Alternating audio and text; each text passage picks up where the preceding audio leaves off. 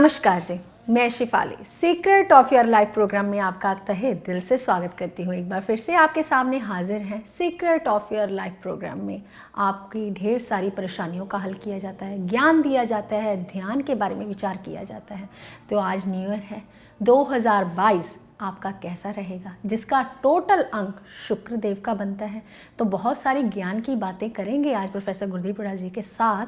तो पहले आप अगर नए व्यूअर हैं तो हमारे चैनल को लाइक कीजिए, सब्सक्राइब कीजिए और बेल आइकन का बटन दबाना मत भूलिएगा हमारी लेटेस्ट वीडियो पाने के लिए। तो पहले स्वागत कर लेते हैं प्रोफेसर साहब। ओम नमः शिवाय।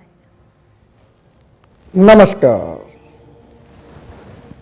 प्रोफेसर साहब, 2022 तो पहले मैं अपने व्यूवर्स को नव वर्ष की ढेर सारी शुभकामनाएं देती हूँ। आने वाला साल आपके लिए बहुत सारी ढेर सारी खुशियाँ लेकर आए। तो प्रोफेसर साहब, 2022 ये शुक्र का साल है। कहते हैं चिंता से चतुराई घटे, दुख से घटे शरीर, पाप से धन लक्ष्मी घटे, कह गए संत कबीर। यानी कि 2022 अगर शुक्र का साल है तो हमें खुश होना चाहिए। मुझे तो ऐसा लगता है कि शायद नई नई खुशियाँ हमारे आएंगे हमारे घर में, परिवार में। लेकिन ये 2022 मेष राशि से लेकर मीन राशि तक कैसा प्रभाव देगा, ये हम आपसे जानना चाहते हैं प्रोफेसर साहब। और 2022 जैसे कि हमने पिछला 2020-21 कुछ अच्छा नहीं रहा हमारे लिए, क्या 2022 में भी कुछ ऐसी प्रॉब्लम्स आने वाली हैं या हमारा ये साल बहुत अच्छा बीतेगा? बहुत अच्छा शिफाली जी, आज आपने बात की नव वर्ष की। आज हम सुबह सुबह 8 बजे के ऑफिस में आ गए हैं। हमने सुबह सुबह सेटअप लगाया। शिफाली जी बोल रहे हैं, अभी कमेंट आए थे बहुत ज़्यादा 2022 के बारे में बताइए, नए वर्ष के बारे में बताइए। तो मैं राशियां नहीं बताता, मुझे पता है राशियां गलत होती हैं, मैं आपको सबूत दूंगा।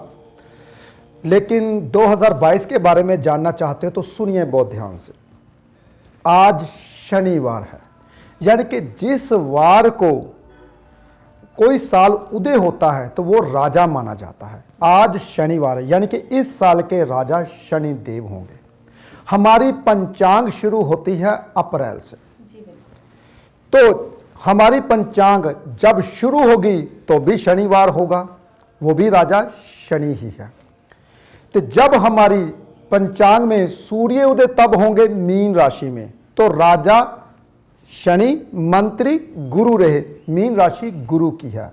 तो आज देखिए कुदरत की बात है, तो आज भी गुरु में ही सूर्य उदय हुए हैं, यानी कि आज का जो राजा शनि है और मंत्री गुरु है। हमारी पंचांग का भी राजा शनि, गुरु, मंत्री है। तो ये मैंने मंत्री और राजा का भेद इसलिए बताया ताकि आप कंफ्यूजन में रहते हो। आपको पता ही है कोई किसी को कुछ नहीं बताता। हमारा एक चैनल, एक लौता चैनल है जो आपको साइंटिफिक रीजन से समझाता है। जैसे कि मान लीजिए क्या है ही है, सूर्य 16 डिग्री के धनु राशि में चल रहे हैं, उदय हुए हैं। सूर्य उदय हुए हैं धनु राशि में तकरीबन 16 डिग्री। ऐसे ही चंद्र उदय हुए हैं वृश्चिक राशि में, और तकरीबन बाद में धनु राशि में आ जाएंगे चंद्र, क्योंकि जब वो चंद्र उदय हुए थे 27 डिग्री के उदय हुए थे वृश्चिक राशि में। ऐसे ही मंगल भी वृश्चिक राशि में ही उदय हुए हैं, यानी कि जब नया वर्ष आया तो सूर्य उदय के साथ जो जो ग्रह उदय हुए वो मैं बता रहा हूं कौन सी राशि में उदय हुए हैं। जैसे कि मान लीजिए वृश्चिक भी आपको पता है राशि में मंगल उदय हुए हैं, वृश्चिक राशि में मंगल उदय हुए हैं तकरीबन 18 डिग्री के। तो ऐसे ही बुध देव उदय हुए हैं 4 डिग्री में मकर राशि में। ऐसे ही बुध देव उदय हुए हैं मकर राशि में 4 डिग्री में। तो आप सबको पता है गुरुदेव तो पहले से ही कुंभ राशि में चल रहे हैं, शनिदेव मकर राशि में चल रहे हैं, राहु देव चल रहे हैं आपको पता ही है वृष राशि में, और केतु वृश्चिक राशि में। ये सब कुछ आपको पता ही है। हाँ, एक जो जिसका कहते हैं ईयर है वो मैं भूल नहीं गया था, वो मैं बाद में ही बताने वाला था। यानी कि धनु राशि में ही शुक्र देव उदय हुए हैं तकरीबन 28 डिग्री को लेकर। ये मैंने डिग्रियों समेत आपको बताया कि हमारे जो ग्रह हैं जो पहली तारीख को कौन कौन सी राशि में उदय हुए, जब सूर्यदेव उदय हुए थे तो कौन कौन सी राशि में बैठे हुए थे। ऐसे ही सम्मत जो चल रहा है 1942 सम्मत चल रहा है, ये हमारी कहते हैं कि ज्योतिष की भाषा है, आप नहीं जान पाओगे। ऐसे ही 9 बज के कुछ मिनट पे राहु उदय हो, राहु काल चला तकरीबन 10 बज के कुछ मिनट पर। ये सारी बातें जो मैं आपको बता रहा हूँ तकरीबन ऐसे जो मैं बोलता हूँ 100% सही होता है। मैं तकरीबन इसलिए बोलता हूँ, हो सकता है कि आपको एपिसोड शाम को मिले, शाम को 1 आधी डिग्री का हेरफेर हो सकता है, क्योंकि हम सुबह सुबह एपिसोड कर रहे हैं, वो भी आपकी डिमांड पे कि आपने बोला था कि न्यू ईयर के बारे में बताइए, तो उसके बारे में बताऊंगा। जैसे शेफाली जी ने बोला हमें सब राशियों के बारे में बताइए, मेष राशि से लेकर मीन राशि तक। मेष राशि की बाद में बात करूंगा, पहले मैं बात करता हूं लगन की। जो राशि होती है ना, ये मन की अवस्था बताती है। शेफाली जी, राशि सबको पता होगा, तकरीबन जो मेरे साथ जुड़े हुए हैं, वो मन की अवस्था बताती है राशि। तो मन आपका आपके साथ नहीं रहता। मन आपको कभी ले जाता है हिमालय पर्वत पर, कभी ग्रंथों में, कभी गाड़ी में मैं गाड़ी भगाऊंगा, कभी ऑफिस में मैंने ऑफिस में जाना है, कभी गंगा के तट के ऊपर वहां पे बैठ के मैं तप करूंगा। मन आपका कभी आपको स्थिर नहीं रहने देता, मन कभी कंट्रोल में नहीं होता। तो राशि मन की अवस्था बताती है, पहले ये समझ लीजिए बहुत ध्यान से। मैं हमेशा लगन की बात करता हूं, जो आपके शरीर की बात, जो हृदय में घट में राम बैठे हुए हैं, मैं वही बात करता हूं। कुछ बोलने वाले थे? जी प्रोफेसर, माफ़ी चाहती हूँ। मन के हारे हार है, मन के जीते जीत, ऐसे नहीं बोला जाता। क्योंकि अगर मन ठीक है तो हमें ऐसा लगता है कि सब और जो है खुशियाँ खुशियाँ हैं। तो क्यों ना आज थोड़ी बहुत आप चंद्र की बात कीजिए ना, जो सिर्फ 2.25 दिन ही रहता है एक राशि में।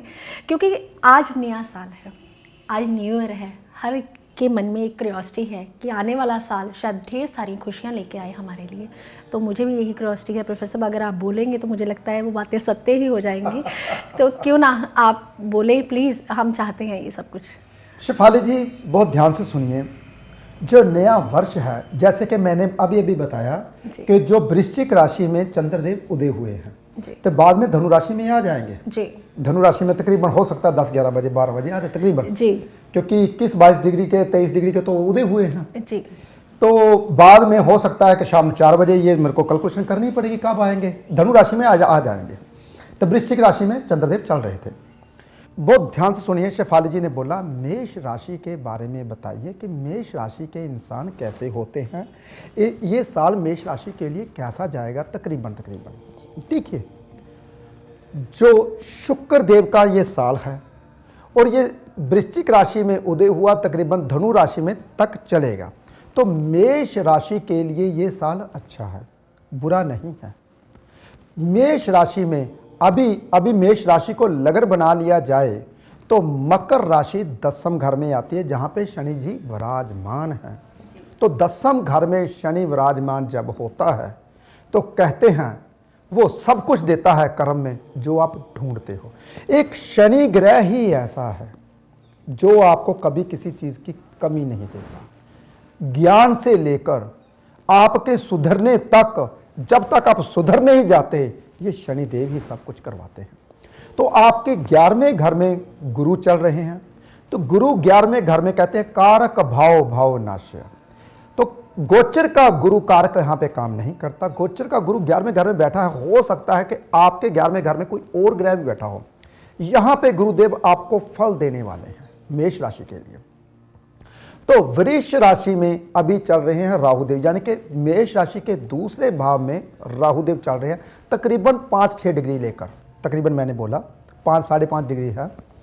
तो राहुदेव जब भी मेष राशि में लगन बना लिया जाए, राहु दूसरे घर में आता, थोड़ी सी घर से आप परे रहोगे, हो सकता है कि किटकिट घर में हो सकती है। उसके लिए मैंने बताया था चांदी की गोली घर में अपने गले में धारण कीजिए, जो मेष राशि वाले हैं। लेकिन लगन से अगर देखा जाए तो बहुत अच्छी बात है, ये मन की अवस्था है। राशि जो होती है, अगर आप ऐसे बैठ जाते हो, चाहे आपकी राशि वृश्चिक है, चाहे आपकी राशि मेष है, चाहे आपकी राशि मंगल की कोई भी राशि है, अगर आप ऐसे समाधि पे सुबह बैठते हो, सुबह सूर्य उदय से पहले पहले, तो आपके मन की अवस्था कहाँ जा रही है, मन को अगर कंट्रोल कर लिया, राशि को कंट्रोल कर लिया, तो समझ लीजिए मैंने पहले बताया कि जो कहते हैं ना आपका मन कहीं भी लेकर चला जाता है, अगर मन से थोड़ा सा परे हो जाइए, मन की बातों को थोड़ा सा परे लिखिए और बातों के ऊपर ध्यान दीजिए। बहुत ध्यान सुनिए, अगर बातों के ऊपर ध्यान दोगे फिर भी कष्ट डालोगे। हम शब्दों के ऊपर ध्यान देते हैं, शब्द भी कहीं ना कहीं आपका दुख का कारण बनते हैं जब हम सुनते हैं। आप अपने मन की अगर सुनोगे तो कभी भी दुख नहीं आएगा। कहते हैं आनंद, सुख कहाँ है? सुख जो होता है ना हमारे भीतर, दुनिया में कहीं सुख नहीं है। हम गाड़ी को सुख लेते हैं, व्हीकल मकान को सुख लेते हैं, वो सुख नहीं, वो दुख दे। जितनी भी आपकी इच्छाएं हैं वो दुख का कारण होता है। सुख आनंद से कम ही है, आनंद सबसे ऊपर है। आनंद कब आता है? जब आप कहीं भी बैठे हो, कहीं भी बैठ के आनंद में बैठे हो। सूर्य का क्या काम है? आपके हृदय की ज्योत को जलाना। मन का क्या काम है? चंद्र का आपको धुलाना। जैसे कि 2.5 दिन में 30 डिग्री पार करता है, ऐसे ही सूर्य 30 डिग्री 1 महीने में पार करता है। ऐसे ही गुरु 1 साल में, ऐसे ही शनि 2.5 साल में। इसका मतलब शनिदेव का प्रभाव बहुत ज़्यादा रहा, जो कि 2.5 साल में 30 डिग्री पार करते हैं। इसलिए जो मन की अवस्था बताती है वो मेष राशि, यानी कि जो मेष राशि की बात कर रहे थे, मन की अवस्था चंद्र की। तो मन से थोड़ा सा हटिए, मेष लगन की बात बताता हूँ, सुन के हैरान हो जाओगे। मेष अगर लगन की बात करूँ तो शुक्र का दिन है। जैसे कि मान लीजिए 2022 शुक्र का चढ़ा, तो शुक्र मेष लगन में कौन सा बना? मार्केश, जी, दूसरे घर का मालिक और सप्तम घर का मालिक जी, यानी कि प्रबल मार्केश मेष लगन के लिए। अब बहुत ध्यान सुनिए, ये खराब हो गया, खराब हो गया। देखिए राशि की बात की तो बढ़िया जी, अगर लगन की बात की तो खराब। यानी कि थोड़े दिन के लिए हम कह सकते हैं बढ़िया है और जो पूरा साल है वो खराब जाएगा। लेकिन अगर शुक्र देव की हम प्लेसमेंट देखें तो जी बिल्कुल, अगर शुक्र देव चाहे कहीं भी बैठा हो, अगर दशा महादशा आएगी तो 2022 उसको रोग दे सकता है, क्योंकि मार्केश है ना। कौन कौन से रोग शुक्र से आते हैं शिफाली जी? चमड़ी के रोग, किडनी, यूरिन के रोग, ये सब कुछ शुक्र से ही आते हैं। तो शुक्र देव से शुगर भी आती है भाई, बढ़ जाती है। शुगर कहते हैं गुरु से भी आती है, मंगल से भी आती है, कहीं अलग अलग मान करना है, अलग अलग मानता है। लेकिन वो देखना पड़ेगा कि शुक्र देव आपके कहाँ पर बैठे हुए हैं। और लगन में मार्केश साल है, तो यानी कि मेष लगन के लिए ये साल अच्छा नहीं है। तो मेष राशि के लिए वो तो अच्छा है। तकरीबन राहु देव तंग करेंगे, मार्केश घर में बैठे हुए हैं तो खराब करेंगे। उसके लिए मैंने बताया आप चांदी की गोली धारण कर सकते हैं। ये तो मैंने मोटा मोटा बताया। लेकिन 2022 की अगर बारीकियां जाने तो कैसा रहेगा? देखिए 3 2022 फिर 22 बनता है। 3 क्या बन गए? चंद्र। जब 3 चंद्र बनते हैं शेफाली जी तो वो खराब होते हैं, मन को भटकाते हैं। मन आपका इस साल में कभी कहीं भटकेगा, कभी कहीं भटकेगा। आखिर ये पूरा अंक लगाया जाए, जोड़ लगाया जाए तो 6 अंक बनता है। तो ये तकरीबन अच्छा आने वाला है। लेकिन हो सकता है पीछे से कहते हैं कि फिर नया कुछ आ रहा है। तो जब नया आएगा तो बीमारी, जुकाम, खांसी, गला खराब, बुखार, तो ये प्रॉब्लम बढ़ने वाली है। तो वो नहीं होने दूंगा। मात्र छोटे से उपाय सबको बताऊंगा मैं। लास्ट तक बने रहिए। नए साल में आपके लिए क्या करना है ताकि पूरा साल आपका बहुत अच्छा जाए, वो मैं आपको बताऊंगा उपाय, वो बाद में। लेकिन अभी शिवाली जी का क्वेश्चन है, पूछते हैं क्या पूछने वाले हैं। जी प्रोफेसर साहब, अभी आप सिर्फ मेष लगन और मेष राशि की ही बात कर रहे हैं। मुझे लगता है कि कम से कम 12 राशियां, 12 लगनों की आज बात करनी है हमने। समय कम है, आप चाहे थोड़ा मोटा मोटा ही बताइए, लेकिन बताइए सबके लिए। हमने किसी को नाराज़ नहीं करना आज, क्योंकि प्रोफेसर साहब आपसे बहुत आस है हर इंसान को, क्योंकि उनको लगता है जो ज्ञान की बातें आप हमें समझाएंगे हम पूरा साल उसी पे अमल करेंगे। तो प्रोफेसर साहब 2 नंबर लगन की बात करते हैं, 2 नंबर लगन और 2 नंबर राशि की। तो इनके लिए ये साल कैसे रहेगा? और मैं चाहती हूँ प्रोफेसर साहब आप साथ के साथ उपाय दें ताकि जिसका जौन सा लगन है वो उस हिसाब से उपाय कर सके। बारीकी में बताया जाए शिफाली जी, बहुत लंबा है। जी बिल्कुल। बहुत लंबा है। तो जैसे कि मैंने मेष लगन और मेष राशि की बात की, तकरीबन तकरीबन मान के चलो 10 मिनट तो ऐसे ही हो गए हैं हमारे एपिसोड में, तो 30 मिनट में ये प्रोग्राम नहीं होता। जी बिल्कुल, मुझे लगता है कि आज पूरा 1 घंटा लगेगा हमें। तो प्रोफेसर साहब आप जल्दी से शुरुआत कीजिए क्योंकि समय बहुत कम है हमारे। देखिए शिफाली जी, अगर वृष लगन की बात करूं तो वृष लगन में राहुदेव चल रहे हैं। राहुदेव लगन में चलते तो चुस्ती चालाकी से किया काम फलेगा, ऐसे बंदे चुस्त चालाक होते हैं। लेकिन जब राहु लगन में आ जाता तो कहीं ना कहीं प्रॉब्लम देता है, दूसरा सामने वाला उनकी बात नहीं सुनता। देखिए, तो राहुदेव इस साल में लगन में रहेंगे भाई, पूरा साल लगन में रहेंगे, क्योंकि राहुदेव 1.5 साल एक राशि में चलते हैं। तो शनिदेव आपको पता ही है मकर राशि में चल रहे हैं, तकरीबन 17 डिग्री के, तकरीबन अभी 8-9 महीने 10 महीने यहीं चलने वाले हैं मकर राशि में ही। तो मकर राशि जब वृष लगन आता है तो 9वें घर में आती है, तो शनिदेव आपको सपोर्ट करने वाले हैं, इस साल में आपको सपोर्ट मिलेगी। लेकिन अगर मैं गुरु की बात करूं तो 10वें घर में आने वाले हैं वृष लगन का, ये लगन की बात कर रहा हूं। शिफाली जी, अगर मैं बात करूं राशि की और लगन की, तो दोनों ही, अगर मैं दोनों को इकट्ठा रख के बोलूं तो ज़्यादा अच्छा रहेगा, क्योंकि कईयों का वृष लगन हो सकता है, राशि मकर हो सकती है, कईयों का मिथुन लगन हो सकता है, राशि कन्या भी हो सकती है, कुछ भी हो सकता है, इसलिए मैं दोनों को इकट्ठा रख के चलूंगा। तो लगन अगर वृष हुआ तो आपको पता है शनिदेव आपके कहाँ चल रहे हैं भाई, भाग्य में चल रहे हैं। तो भाग्य में वृष लगन में आपको भाग्य जगाएंगे इस साल में, क्योंकि आपको एक चीज़ और बता दूं मैं, वृष लगन में शनिदेव योगा कारक होते हैं, वृष लगन में शनिदेव योग कारक होते हैं भाई। तो आपको अगर कहीं शनि की महादशा लग गई, अगर कहीं शनि की, आप देखिए शनिदेव आपके गोचर चल रहे हैं तो 9वें घर में धर्म कर्म के कार्य करवाएंगे। अगर महादशा चल गई तो इसी महादशा में अंतर जब निकलेगा, कहते हैं शनि की महादशा हो, शनि का अंतर हो, शनि का प्रेंतर हो, तो वो थोड़ा खराब होता है। जैसे ही अंतर निकले आपका भाग्योदय होना शुरू हो जाएगा। हाँ, ये साल वृष लगन के लिए बहुत अच्छा है, खराब नहीं है। लेकिन अगर वृष राशि की बात करूं तो इस साल में लगन में राहु चल रहे हैं, थोड़ी सी कठिनाइयाँ आएंगी, परेशानियाँ आएंगी, उसके लिए चौरस चांदी का टुकड़ा आप धारण कर सकते हो, वृष लगन और वृष राशि वाले दोनों ही। अगर मैं मिथुन लगन की बात करूं तो 12वें घर में राहुदेव चल रहे हैं, रातों की नींद तो हराम चल रही है राहु के साथ। लेकिन आपको ये पता होगा तकरीबन शनिदेव जो चल रहे हैं 17 डिग्री के अष्टम घर में चल रहे हैं, तो गुरु 9वें घर में आए हैं, तो यात्रा आपको धार्मिक जरूर करवाएंगे। तो सूर्यदेव आपको पता ही है धनु राशि में चल रहे हैं, तो 7वें घर में सूर्यदेव चलने से थोड़ा सा ताप बढ़ने वाला है, एनर्जी बढ़ने वाली है, उत्साह बढ़ने वाला है आपका ये साल में। तो ये तो मैंने बताया इस साल में तकरीबन पूरे, कोई जब सूर्य उदय होता है तो शनिदेव राजा हैं भाई, वृष लगन के लिए, मिथुन लगन के लिए, तुला लगन के लिए, कन्या लगन के लिए, मकर लगन के लिए और कुंभ लगन के लिए, और उन राशियों के लिए भी शनिदेव अच्छे हैं इस साल में। तो ये मैंने मोटा मोटा बताया पहले। तो जैसे कि कहते हैं कि जब मकर राशि में, मकर राशि कहाँ पड़ती है, अष्टम घर में, अष्टम घर में शनि आते हैं, खुशी पे काला पर्दा, जैसे खुशी मनाओगे वैसे ही परेशानी आएगी। ज़्यादा खुशी नहीं मनानी चाहिए मिथुन राशि मिथुन लगन वालों को। लेकिन ये साल अच्छा है, धार्मिक कार्य करने में बहुत अच्छा है, लेकिन रातों की नींद थोड़ी सी हराम होने वाली है। कोर्ट कचहरी से थोड़ा सा बच के रहे तो ज़्यादा अच्छा है। इस साल में कोर्ट कचहरी के चक्कर लगने वाले हैं, वो मैं लगने नहीं दूंगा, उपाय बताऊंगा, लास्ट में बने रहिए। शिवाली जी बोलते हैं लास्ट आप उपाय भी बताते जाइए, अगर उपाय बताऊँगा तो बहुत समय बीत जाएगा और हो सकता है कि हमारे पूरे हो ही ना राशियाँ और लगन। अब कर्क लगन की बात करूं तो कर्क लगन में आपको पता ही है सूर्यदेव कहाँ आ जाते हैं भाई, कर्क लगन में सूर्यदेव छठे हाउस में आ जाते हैं। तो छठे हाउस में सूर्यदेव उदय हुए हैं, कहते हैं कि जब छठे हाउस में सूर्य उदय सरकार की ओर से लाभ मिलने वाला है। सूर्य छठे हाउस में बुरे नहीं होते, क्योंकि कर्म का भाग्य होता है वो स्थान।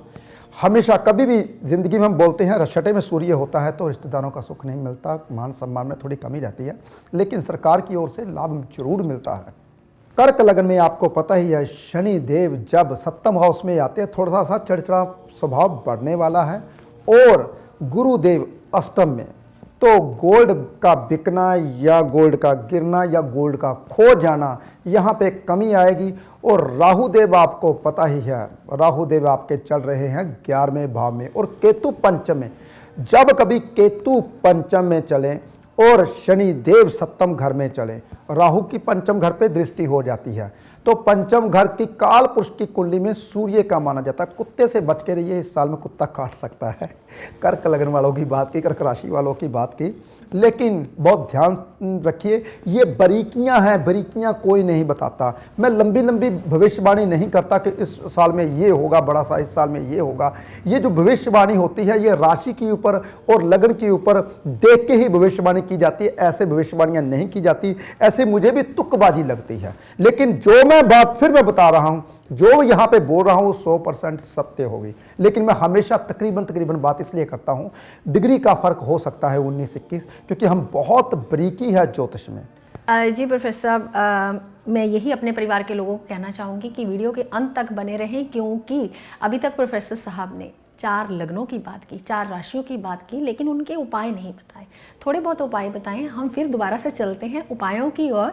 तो प्रोफेसर साहब 2 नंबर लगन की बात, आपने सिर्फ ये बोला कि 4 ग्राम चकोर चांदी का टुकड़ा पहने तो वो राहु का प्रभाव जो है वो कम होना शुरू हो जाएगा। अगर 3 नंबर लगन की बात करें तो प्रोफेसर साहब कौन सा उपाय करें ताकि उनका पूरा वर्ष जो है अच्छे से बीते? शेफाली जी, 3 नंबर लगन का राहु 12वें घर में, जो शनिदेव अष्टम में और गुरुदेव 9वें घर में, तकरीबन अगर सूर्यदेव की बात करूं तो 7वें घर में, तो उनको भी चोरस टुकड़ा ही डाल दे तो अच्छा रहेगा। कच्ची लस्सी कहते हैं ना, दूध पानी जब गंगा जल पानी में डालकर नहाएं तो और भी अच्छा रहेगा।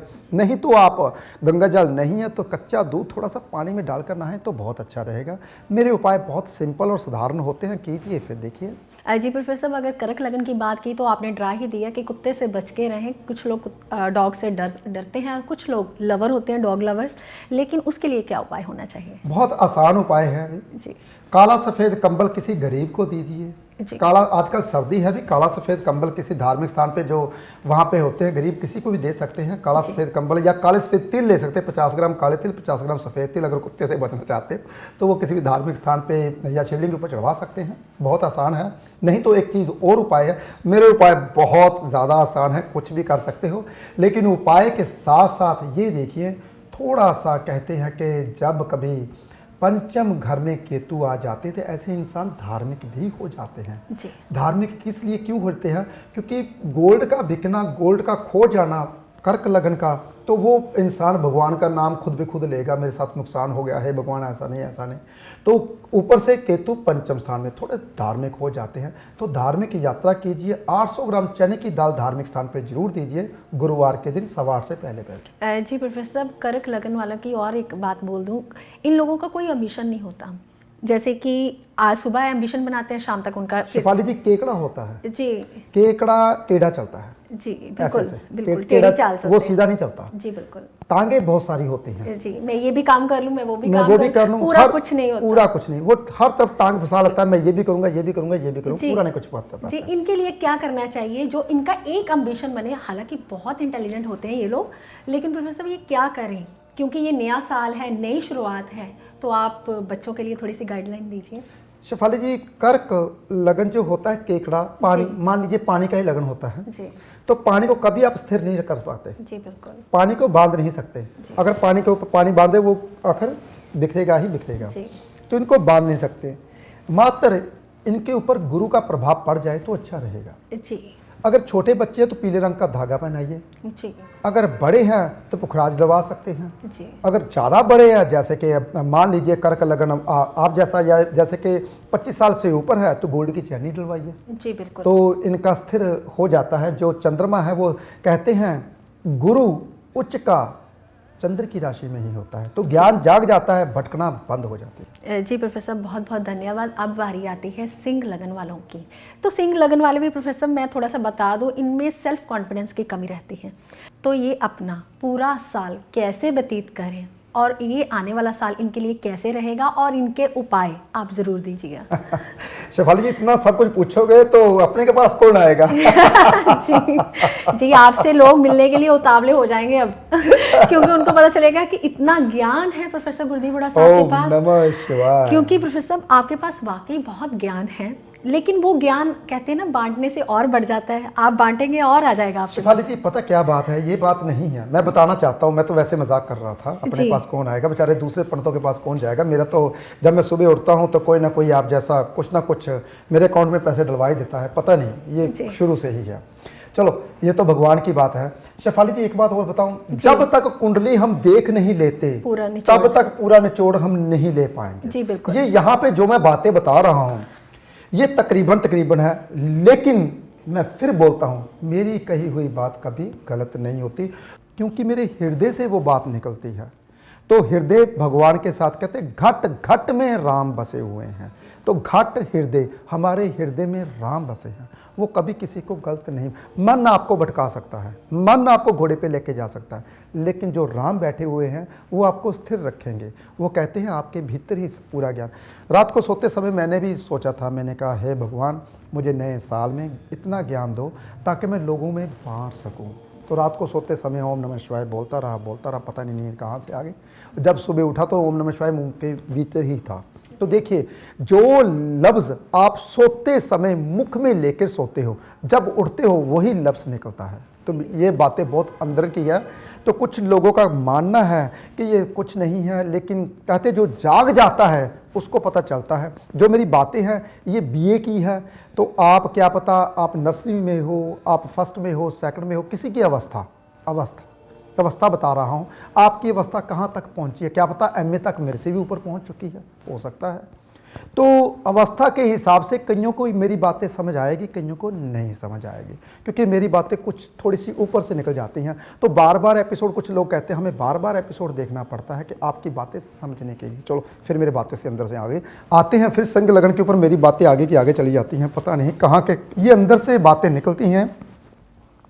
कहते हैं सत्य की बात जहाँ पे हो रही हो वो सत्संग होता है। सच्चा सत्संग वही होता है जो हृदय से इंसान बोल रहा होता है, उसे पता नहीं होता कहाँ से बोल रहा है, ये हृदय से बातें निकलती हैं। चलो सिंह लगन की बात करते हैं। सिंह लगन के लोग लेजी होते हैं, पहले ये समझिए। इनको हमेशा क्या करना चाहिए, सुबह सूर्योदय से पहले उठना चाहिए, जो कि उठ नहीं पाते। सबसे बड़ी कमी इसमें ये होती है। सिंह राशि वाले भी थोड़ी कोशिश करें तो सुबह जल्दी उठने की, ये तो मैंने मोटा मोटा बताया। अब 10वें घर में राहु देव चल रहे हैं, मन तो परेशान करेगा, इनका मन परेशान करेगा बहुत ज़्यादा, क्योंकि 10वें घर में राहु देव 2 नंबर राशि के, और केतु चौथे घर में।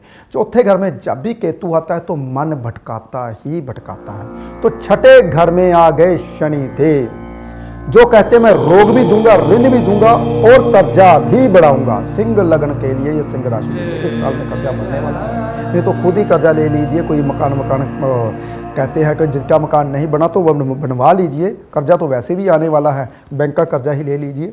और 7वें घर में गुरुदेव आने वाले हैं, जो कि भगवान को बहुत ज़्यादा मानेंगे, सत्संग बहुत ज़्यादा जाएंगे और उनका दिल करेगा कि मैं भगवान के घर में जाता रहूं।